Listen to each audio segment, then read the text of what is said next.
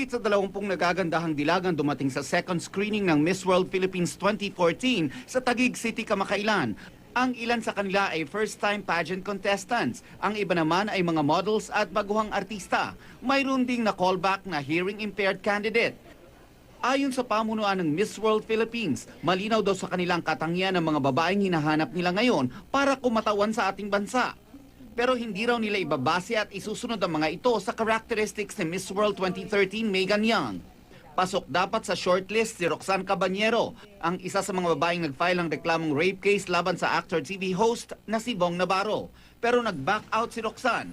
Ayon kay Roxanne, pagkakataon na sana na palawigin niya ang kanyang advokasya sa pagsali niya sa Miss World Philippines, pero biglang pihit ang kanyang desisyon. Kailangan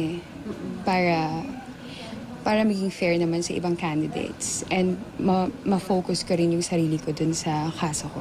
Gaganapin ang Miss World Philippines sa SM Mall of Asia sa October 12 at ang Miss World naman ay balik sa United Kingdom sa